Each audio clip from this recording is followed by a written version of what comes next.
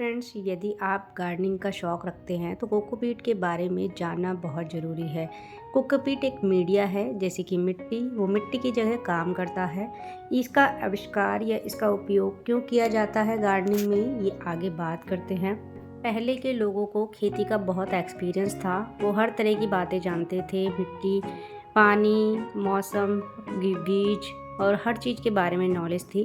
लेकिन आजकल गार्डनिंग का शौक़ हो गया है, जो कि लोग पॉट्स में करते हैं, लेकिन पॉट्स में गार्डनिंग करना थोड़ा सा मुश्किल हो जाता है। सभी लोगों के पास इतना टाइम नहीं है कि वो पूरी प्रक्रिया को जानें कि किस तरह से हमें क्या करना है। तो अपनी गार्डनिंग को ईज़ी बनाने के लिए कोकोपीट को लोग यूज़ करते हैं, जिससे कि कम मेहनत में हमारी अच्छी से अच्छी गार्डनिंग हो जाए। कोई भी ये नहीं चाहता है कि हम पूरी प्रक्रिया सीखें, मिट्टी को कैसे बनाएं या किस तरह पौधे का कैसे, कब और कैसा बीज होना चाहिए। बहुत सारी बातें होती हैं जिन्हें हमें सीखना पड़ता है, तब हम गार्डनिंग कर पाते हैं। लेकिन अब हमारे पास समय की कमी है और हमें अच्छी गार्डनिंग करनी है, उसके लिए हम कोकोपीट लेते हैं। कोकोपीट कैसा होता है और कैसे काम करता है, पहले इसके बारे में जानते हैं, जिससे कि पता चलेगा कि उससे हमारे क्या क्या फ़ायदे हैं। तो ये एक ब्रिक्स है 5 किलो का, जो कि मैंने लोकल मार्केट से लिया है। एक बार मैंने ऑनलाइन मंगाया था तो मुझे 500 रुपये का पड़ा था, और जब मैंने लोकल मार्केट से लिया तो मुझे 150 रुपये का पड़ा। इसलिए मैं रिकमेंड करूँगी कि ऑनलाइन ये चीज़ें ना मंगाएं। ठोस फॉर्म में ये आता है मार्केट में एक ईंट की तरह, लेकिन जब हम इसको घर लाकर पानी में डालते हैं तो ये एकदम से एक्सपेंड हो जाता है और बहुत ही सॉफ्ट मटेरियल बनकर तैयार हो जाता है। इसलिए हम इसको आधा आधा एक्सपेंड करते हैं। एक्सपेंड होने के बाद ये दोगुना हो जाता है, जिसको संभाल कर रखने के लिए भी स्पेस चाहिए। इसको मैंने आधा ही गीला किया है और मेरा टब इसका आधा भर गया था। गार्डनिंग में ये बहुत ही फ़ायदा करता है, क्योंकि ये बहुत ही सॉफ्ट होता है। इसका नेचर इतना सॉफ्ट है कि ये मिट्टी से 4 गुना हल्का होता है। वेट में भी बहुत ही हल्का होता है। आगे चल के देखिएगा वीडियो में कि ये कैसे फ़ायदा करता है। अब हम बताते हैं कि इसको यूज़ कैसे करना है। कुछ एक्सपर्ट बोलते हैं कि इसमें नमक मिला हुआ आता है, क्योंकि वो जब भी कोई चीज़ बाइंड की जाएगी तो वो कुछ ना कुछ केमिकल्स उसमें डालेंगे। तो उसके लिए हमें एक प्रोसेस करना है, इसको वॉश करना है। जब ये फैल जाता है तो इसको वॉश करना थोड़ा सा मुश्किल है। या तो आप इसको टब में भरिए पानी भर के, और अपने हाथों से निचोड़ कर आप इसको अलग निकाल लीजिए। एक पर्सनली आइडिया जो मैं आपके साथ शेयर कर रही हूँ इसे वॉश करने का, वो है एक कपड़े का बैग लेकर इस गीले मटेरियल को मैं पूरा भर लूँगी। थोड़ा एक्सपेंड करने के बाद हम इसको बैग में भर लेंगे। कपड़े का बैग होना चाहिए, और उसके बाद हम इसको टैप के नीचे वॉश करेंगे। इससे फ़ायदा ये होगा कि ये बिखरेगा नहीं, हमारा वेस्ट नहीं होगा, क्योंकि बहुत हल्का और बहुत पतला बारीक होने के कारण ये बहुत जल्दी फैल जाता है और आप उसको उठा भी नहीं सकते हैं। काफ़ी सारा तो हमारा ये बहने में भी चला जाएगा। इसलिए मैंने ये तरीका निकाला है। इससे ना तो ये फैलता है, ना हमारे हाथ गंदे होते हैं ज़्यादा, और ना हम इसमें ज़्यादा परेशान होते हैं। और देखिए इसके बाद में इसके अंदर से कैसा पानी निकला है, कलरफुल। और अब धीरे धीरे ये सारा पानी ड्रेन आउट हो जाएगा।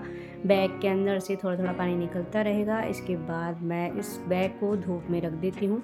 तो इस तरह से मेरे 2 बैग भर गए हैं। इस दोनों बैगों को मैं धूप में रखूँगी, और ये जब तक सूख जाएंगे धूप में रखे रखे, और दूसरा ये बैग में एयर सर्कुलेशन चलता रहेगा, तो ये मॉइस्ट भी नहीं रहेंगे, सूख जाएंगे, और इससे हमारे इसमें कीड़े भी नहीं लगेंगे। अब जानते हैं इसका प्रयोग क्यों ज़रूरी है और कैसे करना है।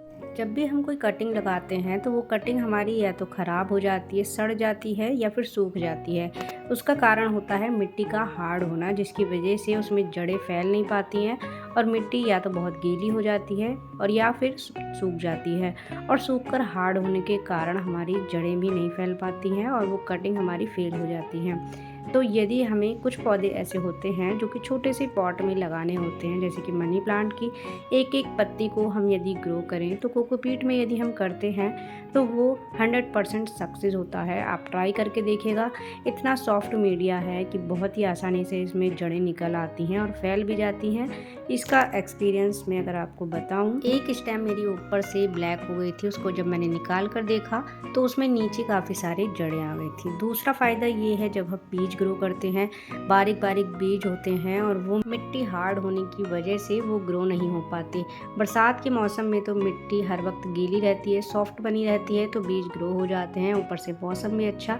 लेकिन यदि हम बरसात के अलावा कभी भी बीज ग्रो करें तो उस समय हमें एकदम मॉइस्ट मौसम नहीं मिलता है, तो मिट्टी तो कम से कम अच्छी होनी चाहिए। तो हम यदि कोकोपीट में बीज लगाते हैं तो हमारी बीज आसानी से उग जाते हैं, स्पेशली वो छोटे छोटे बीज। तीसरा फ़ायदा है, जब हम वर्टिकल गार्डनिंग करते हैं या हैंगिंग बास्केट्स बनाते हैं तो उसकी मिट्टी हल्की होनी चाहिए, क्योंकि वो एक कील पर टंगे रहते हैं, एक दो कील पर, जिससे कि उसमें वजन ना हो, हल्की बनी रहे। तो उसके लिए हम कोकोपीट का यूज़ करते हैं। कुछ लोग मिट्टी में कोकोपीट मिला लेते हैं और कुछ लोग टोटली कोकोपीट में कंपोस्ट मिलाकर ही प्लांट लगा देते हैं। ये देखिए छोटा सा मेरा मनी प्लांट है जिसको मैंने ग्लास में लगाया है, सिर्फ कोकोपीट भरकर। अब आप सोच रहे होंगे कि इसमें पानी भी तो डाल सकते थे, लेकिन पानी में जब पतली पतली स्टेम होती हैं तो वो गलने लगती है, इसलिए मैंने इसमें कोकोपीट डाला है, जिससे कि ये पतली से पतली स्टेम हमारी ग्रो हो जाएं। यदि ये मिट्टी में लगती तो ये 100% गल जाती, सूख जाती। 7-8 दिन के बाद भी इसकी पत्तियां बिल्कुल फ्रेश जैसी लगाई थी वैसी ही है। यदि यही काम मिट्टी में होता तो ये पत्तियां खराब हो चुकी होती। तो इसी तरह से मैंने और भी कई सारे पॉट्स तैयार किए हैं। कुछ पौधे ऐसे हैं जो कि छोटे से छोटे पॉट में चल जाते हैं, तो उन छोटे पॉट में आप कोकोपीट का यूज़ करिए, जिससे कि हमारे वो पौधे बहुत अच्छे से ग्रो होंगे। और कोकोपीट भी ज़्यादा यूज़ नहीं होता है, छोटे से पॉट में थोड़ा सा कोकोपीट यूज़ होगा और छोटे से पॉट में जड़ें बहुत अच्छे से ज़्यादा फैल पाएंगी। और इससे मैंने देखा है कि बहुत जल्दी स्टेम में ग्रोथ मुझे नज़र आ गई। तो इन छोटे छोटे पॉट्स में मैंने मनी प्लांट की कटिंग लगाई है और यहाँ पर मैंने कुछ स्टेम लगाई हैं मनी प्लांट की। इसमें लीव्स नहीं है, इसमें भी 3-4 दिन में ही मुझे नई ग्रोथ नज़र आ गई है। तो ये फ़ायदा होता है हमारी कोकोपीट का।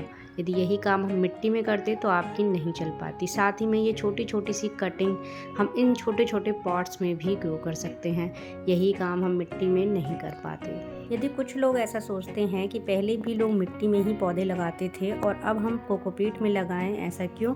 क्योंकि पहले की गार्डनिंग में सिर्फ 2-4 ही प्लांट होते थे जो हमारे अकॉर्डिंग होते थे, हमारे एरिया के अकॉर्डिंग होते थे। लेकिन अब जो हम प्लांट लगाते हैं वो हम दूर दूर से भी मंगाते हैं। लेकिन अब नर्सरी में हर वो डेलिकेटेड प्लांट होता है जो कि पहले नहीं हुआ करते थे। उस सभी डेलिकेटेड प्लांट्स को ग्रो करने के लिए हमें मीडिया बहुत ही सॉफ्ट और हल्का चाहिए, जिससे कि वो हमारी गार्डनिंग को और भी सुंदर बना दें। तो पहले से कंपेयर ना करते इन डेलिकेटेड प्लांट्स को ग्रो करने के लिए कोकोपीट का इस्तेमाल ज़रूर करें, जिससे कि आप आसानी से और अच्छे से गार्डनिंग को एंजॉय कर पाएंगे और अपने घर में अच्छे अच्छे और हरे भरे प्लांट्स लगा पाएंगे। Thank you for watching. यदि वीडियो पसंद आया हो तो लाइक, शेयर और सब्सक्राइब करना मत भूलिए।